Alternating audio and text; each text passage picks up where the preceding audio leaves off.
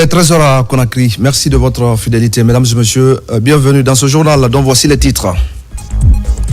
14 nouveaux docteurs pour l'Université Générale Lansana Conté de Sonfonia. Ils sont accueillis au sein de l'institution d'enseignement supérieur. Ils s'engagent à mettre leurs connaissances au service des apprenants et de leur université.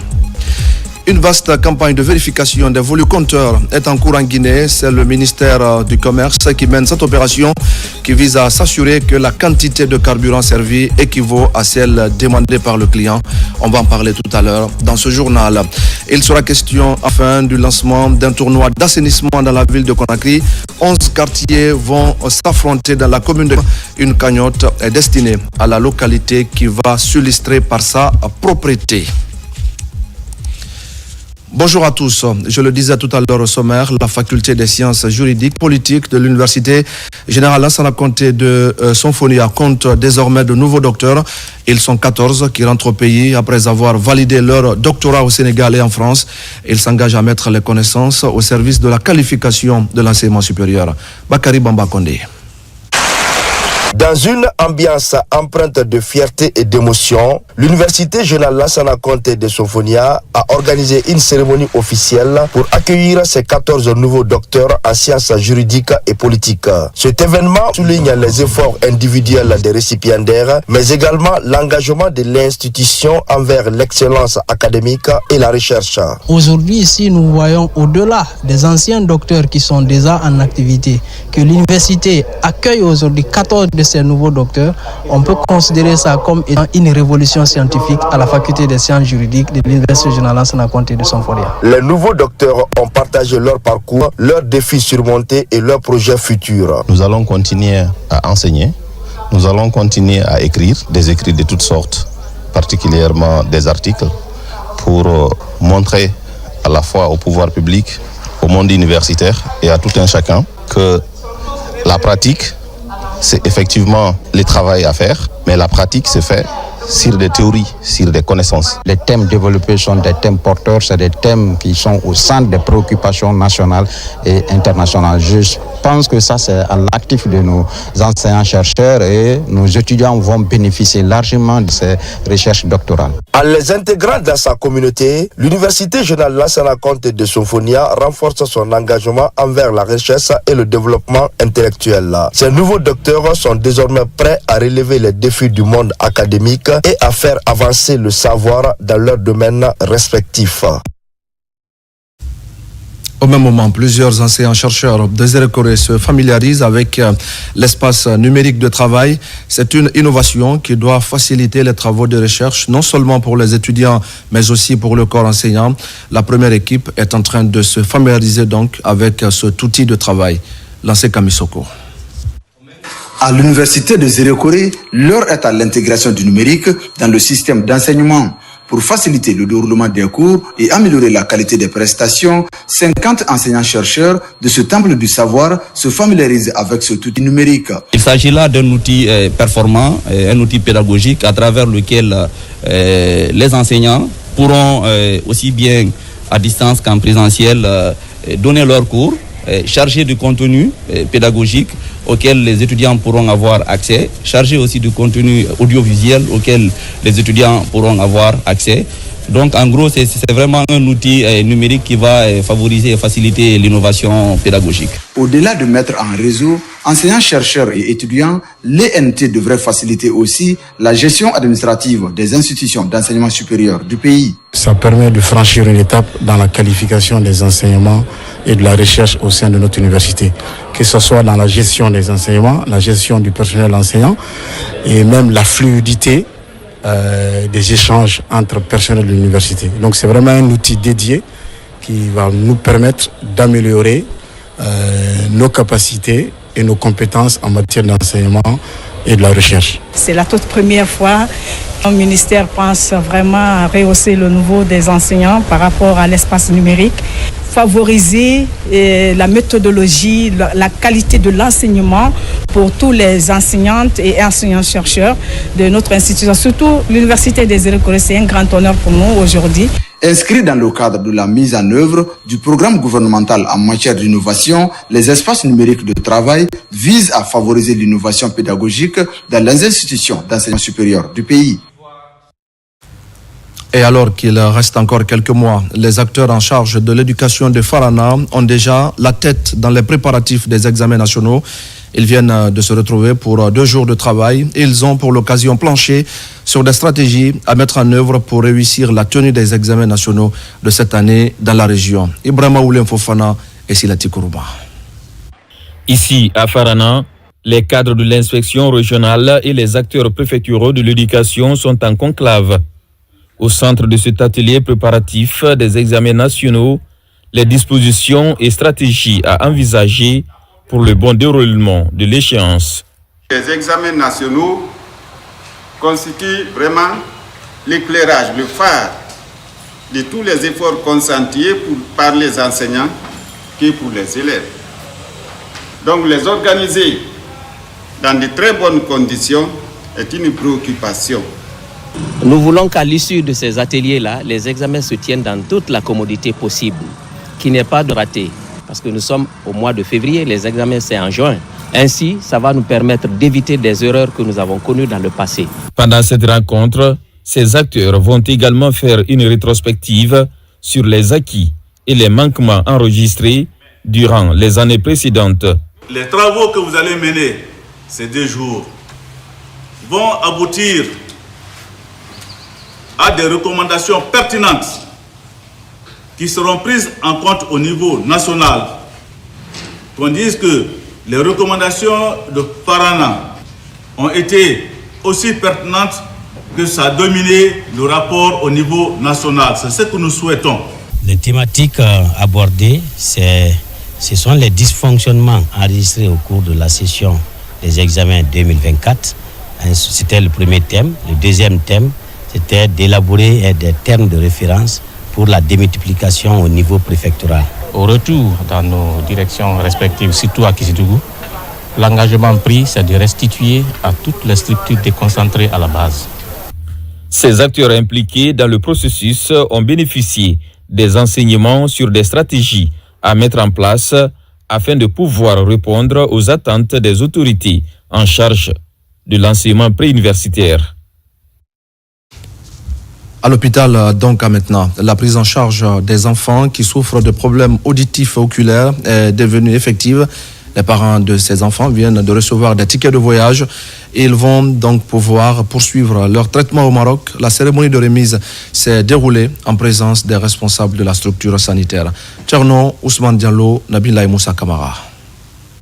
À l'hôpital CHU Donka, dans l'amphithéâtre, des frais de voyage pour le Maroc sont remis aux parents des enfants bénéficiaires d'un traitement médical. Confrontés à un déficit auditif et oculaire, les billets de voyage sont remis aux parents de ces enfants qui doivent être opérés au Maroc avec l'accompagnement des spécialistes guinéens. Je sais que les implants, ce n'est pas quelque chose qui est à la portée des parents.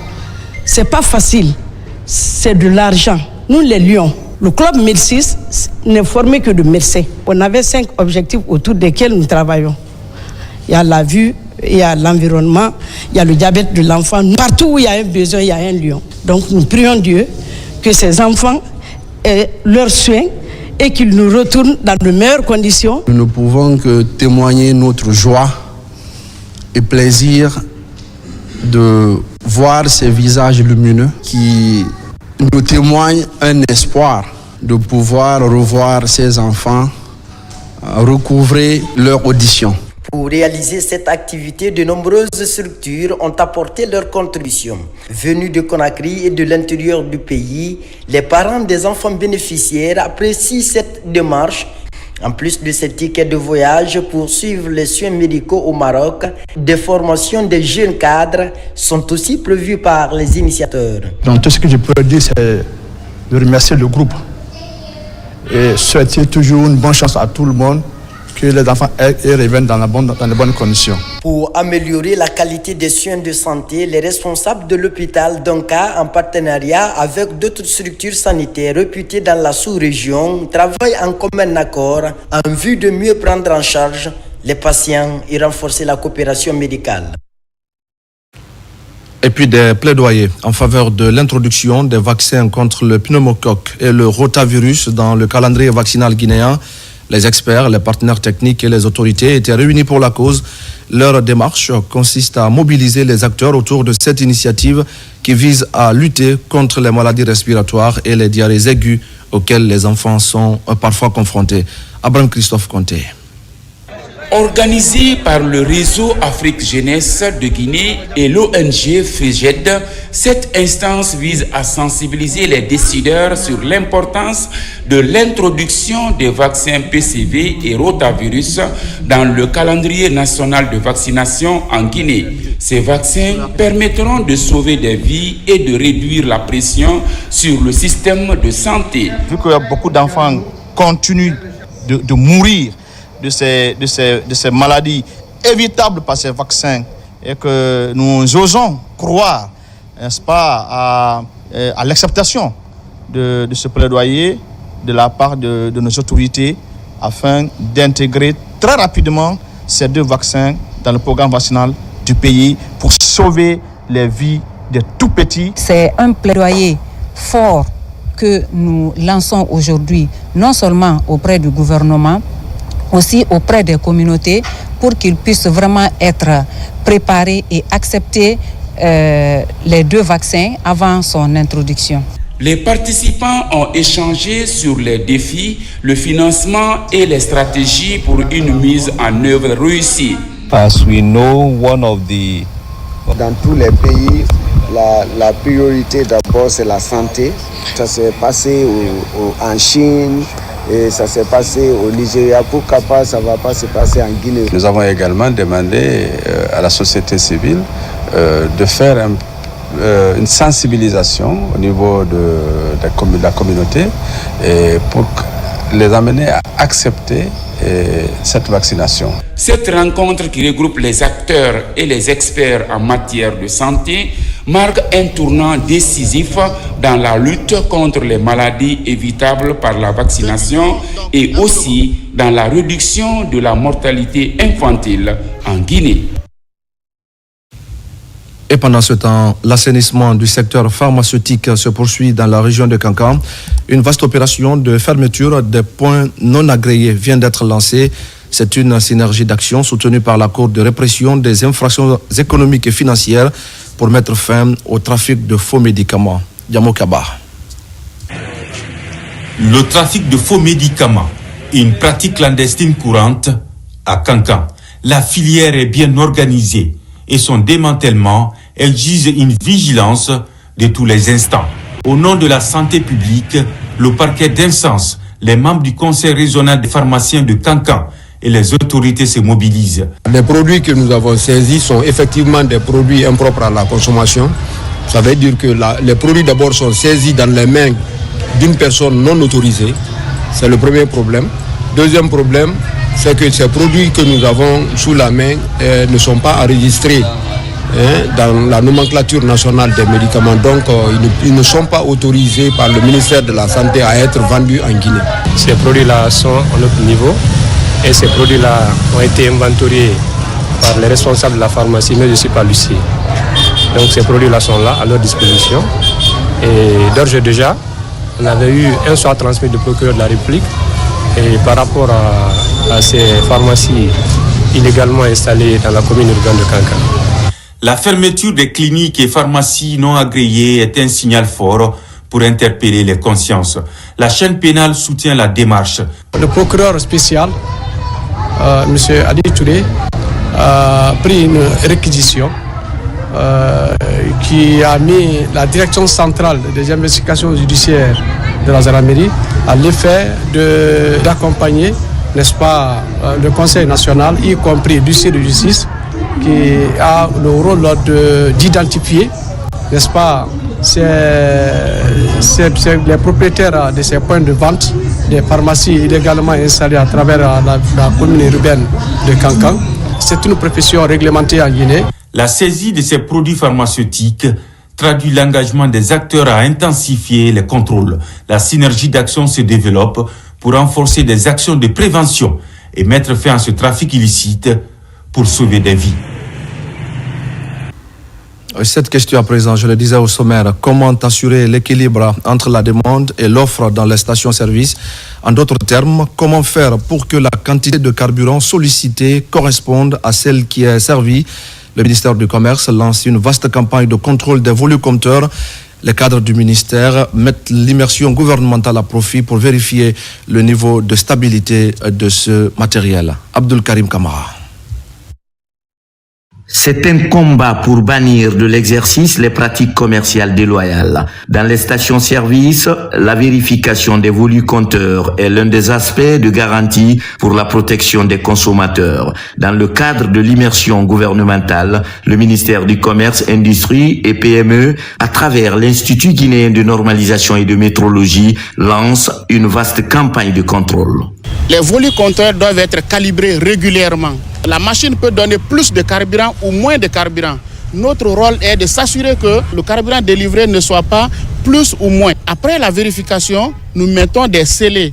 Et ces scellés, il y a des numéros là-dessus. Si les pompes sont vérifiées et qui sont conformes, nous mettons les vignettes de couleur verte et les vignettes rouges, ça veut dire que la pompe n'est pas conforme. Cet équilibre, il est traqué par l'IGNM dans la fidélité du volucompteur avec moins 0,3 comme marge de tolérance. Quand on doit charger un camion, il faudrait dans le chargement du camion qu'on mette les 0,02% de cette quantité pour qu'avant que ça n'arrive à destination, que ça soit une quantité normale. Parce qu'il y a le taux d'évaporation. L'objectif de cette mission, c'est de faire en sorte que la transaction commerciale entre les clients et les fournisseurs soit saine, soit sûre et soit précise. Une semaine après son lancement, la campagne a permis de vérifier 181 volucompteurs dans la région forestière. Résultat des courses, 165 sont conformes et 16 mis hors usage.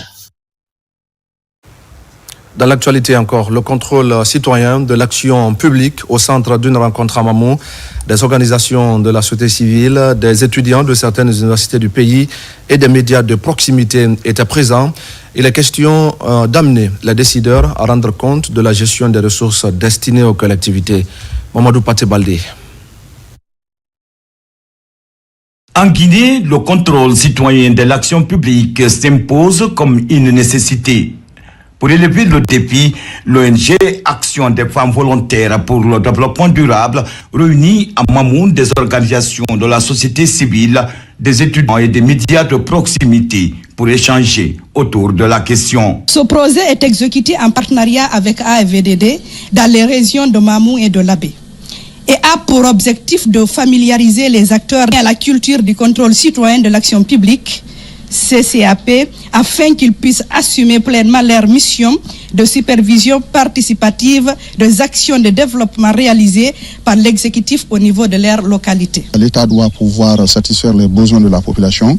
Il faut d'abord sensibiliser les populations pour qu'ils puissent s'acquitter de leurs obligations fiscales en payant les impôts et les taxes. A priori, les gens n'acceptent pas qu'on fouille, qu'on jette le regard dans leur gestion, quoi. Et alors que le but de cette formation, c'est de nous outiller davantage pour qu'on puisse vraiment ouvrir grandement les yeux, les citoyens, cette fois-ci, pour voir effectivement une question de traçabilité, de transparence. Pour réussir ce programme, l'AFVDD bénéficie du soutien financier de l'AFD, l'Union européenne et l'Expertise France à travers Aide et Action internationale Afrique afin de cerner la problématique de l'action publique en Guinée. Nous fondons l'espoir qu'au terme de cette formation, que vous serez plus à mesure de faire passer des messages clés et des sensibilisations positives pour améliorer la bonne gouvernance locale. Des thèmes comme les domaines et la phase des conduites sur le contrôle citoyen de l'action publique ont été débattus durant cette rencontre de 3 jours à Mamou. Et coup d'envoi de la 2e édition du tournoi d'assainissement initié par l'ONG Nouvelle Vision pour le Progrès. La présente édition se joue à Kaloum entre 11 quartiers, 100 millions de francs guinéens pour récompenser le quartier le plus propre. Abakar Junior Kamara. Ce carnaval géant donne le coup d'envoi de la 2e édition du tournoi d'assainissement entre les 11 quartiers de la commune de Kaloum. Le projet est porté par l'ONG Nouvelle Vision pour le progrès. Nous entamons notre deuxième édition après la première à Taouya, après avoir opposé les 6 secteurs. Et aujourd'hui, nous sommes dans la commune de Kaloum. On oppose les 11 quartiers. Et c'est dans le but d'accompagner les nouvelles autorités, le général Mamadi Doumbouya, président de la République, dans sa lutte contre les insalubrités et une façon de promouvoir l'action citoyenne, que chaque Guinéen se demande ce qu'il peut faire pour son pays. C'est un tournoi qui nous va droit au cœur parce qu'il s'inscrit dans le cadre de la salubrité sociale. Et telle a été notre lutte depuis que nous sommes venus à la tête du quartier. La méthode d'exécution de ce projet met en compétition les quartiers et le plus propre rafle une cagnotte de 100 millions de francs guinéens. On s'est inspiré du football. Les chefs de quartier sont les capitaines de chaque équipe et les équipements représentent un peu les équipements de football. Nous, à la place, on donne des brouettes, des râteaux, tout ce qu'il faut, tout ce qui va dans l'assainissement. Nul n'a le droit de vivre dans la saleté. La perle de l'Afrique, la Guinée d'antan est sale. Et aujourd'hui, il faut la nettoyer. Et nous, on essaie de créer un engouement autour. Pour les responsables de la cité administrative de Guinée, cette émulation permettra d'impliquer la jeunesse dans les actions de développement et de citoyenneté. Dans les perspectives, la structure compte organiser ces genres de compétition dans les autres quartiers de la capitale, éventuellement les villes de l'intérieur du pays. Et enfin, la 5e édition du Salon de la lecture, le SALEC, prend son envol ce lundi à Conakry. Jusqu'au 22 février, la lecture sera au centre de l'attention des autorités éducatives et des élèves du pays. Kadiak Communication, qui porte le projet, était face à la presse pour livrer les grandes lignes de cet événement littéraire. Ali Badara Kondé. En prélude de la tenue de la 5e édition du Salon de la lecture SALEC, le commissariat général de cet événement tient une conférence de presse. Avec le label Kadiak Communication, cet événement vise à promouvoir l'excellence en milieu scolaire et universitaire. Pendant cette rencontre d'échange avec les hommes de médias de la place, les initiateurs annoncent les couleurs de ce rendez-vous en son acte 5 qui se déroulera du 17 février au 22 février ici à Conakry. Une édition placée sous le thème « Le livre au service de la lutte contre les violences basées sur le genre ». Pendant cette 5e édition, attendez-vous à des formations, à des panels, à des conférences, à des projections de films, bien entendu, sur les VBG. Attendez-vous aussi et surtout au concours littéraire à la lecture publique qui constitue même la particularité du SALEC, parce qu'aujourd'hui, n'oubliez pas qu'il y a beaucoup de salons en Guinée, mais notre particularité réside dans le fait qu'aujourd'hui, beaucoup de personnes viennent pour écouter ces jeunes à l'occasion du SALEC. Aujourd'hui, je suis officiellement ambassadrice de la 5e édition du Salon de la lecture. Et je m'engage à m'associer positivement à cet événement parce qu'il est très important. Aujourd'hui, je suis créatrice de contenu, j'ai toute une communauté derrière moi. Je suis suivie un peu partout en Guinée et à l'extérieur de la Guinée. À travers ce projet, le SALEC entend participer à la qualification et à la redynamisation du système éducatif du pays par le biais de la lecture. L'objectif pour un écrivain n'est pas que d'écrire, mais que son œuvre soit lue. Et la problématique qui se pose aujourd'hui dans notre pays, c'est le déficit de lecture au niveau des élèves, surtout des étudiants, pratiquement de l'ensemble de la population qui a accès, n'est-ce pas, à l'écriture. Sans lecture, naturellement, nous ne validons pas, quelles que soient tes compétences techniques, quelles que soient tes compétences comportementales, mais lorsque la langue qui nous permet de communiquer à travers le français et que nous obtenons à travers la lecture n'accompagne pas ces compétences-là, ne validons pas ces compétences-là. Cette année, plus de 100 écoles au total prendront part à ce salon du livre. Selon les Nations Unies, une femme sur 3 dans le monde est victime de violences basées sur le genre, d'où l'intérêt du thème du SALEC, acte 5. Et voilà, mesdames et messieurs, c'est la fin de ce journal. Merci à tous de l'avoir suivi. Je vous retrouve tout à l'heure à 17h pour un nouveau point sur l'actualité de la Guinée, notre paradis, terre de richesse et d'innovation. À tout à l'heure.